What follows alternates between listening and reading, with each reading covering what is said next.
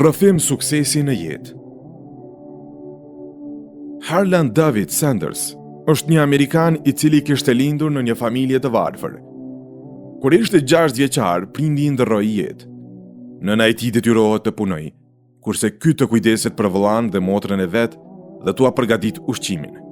Kjo përgjegjësi e rëndë që e mori në moshën e tij të re, më vonë për të do të bëhet thesar i çmuar, sepse do të filloj të mësoj artin e të gatuarit dhe kuzhina do të bëhet e dashur për zemrën e tij.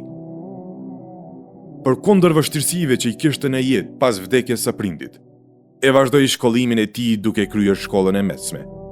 E pastaj u regjistrua në universitet. Gjatë studimeve nuk la punë pa mbaruar për të mbijetuar.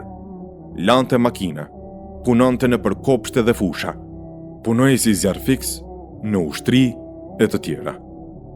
Më vonë bleu një punëtori ku lahen makinat në një prej qyteteve të shtetit Kentucky, shtet në Shtetet e Bashkuara të Amerikës. Më vonë lindi ideja që ta hap një restorant për banorët e qytetit dhe njërin nga dhomat e punëtorisë e bëri restorant të vogël dhe filloi të shërbej pulë të pjekur dhe patate dhe perime.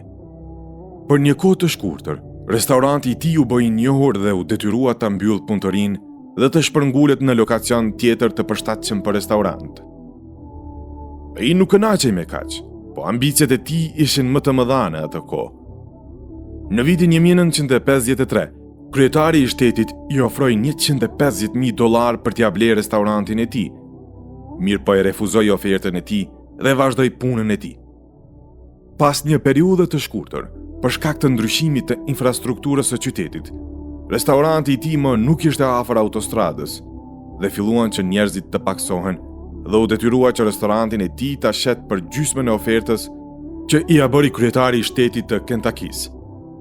Pas këtij dështimi, Herlandi nuk u ndal dhe nuk u dorëzua, po luftonte dhe mundohej, derisa arriti të shpik një recetë sekrete në botën e restoranteve për përgatitjen e pulës.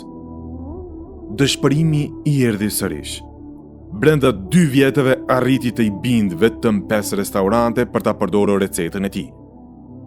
Ai u refuzua 1009 herë para se të zbulonte shijen e pulës së skuqur.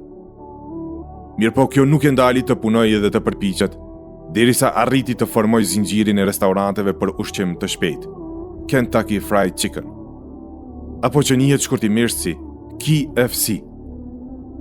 Në fillim numri i restoranteve arriti deri në 200, ku më vonë, në vitin 1963, numri i tyre arriti deri në 600. Në këtë periudhë, e shiti kompaninë e tij për $2 milion, mirë po me kusht të jetë antar i përhershëm i bordit drejtues, me pagë mujore $40,000, ku më vonë do t'i rritet deri në $75,000, e cila do të jetë edhe deri në fund të jetës së tij. Harlan Sanders ndërroi jetë në moshën 90 vjeçare. Brenda këtyre viteve nuk e njehte lodhjen dhe mundimet. Luftoi me shpirt e me zemër për të arritur sukses në jetë. Sot, restoranti i KFC-s numëron diku 11,000 restorante në përbot.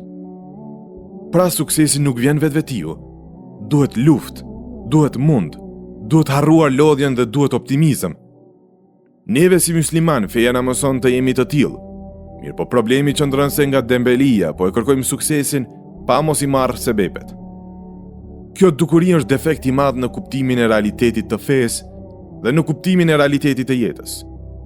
Më e rrezikshme është se kjo po ndikon edhe në arritjen e synimit madhështor të një muslimani. Ai synim është të fituarit e kënaqësisë së Allahut dhe xheneti i tij.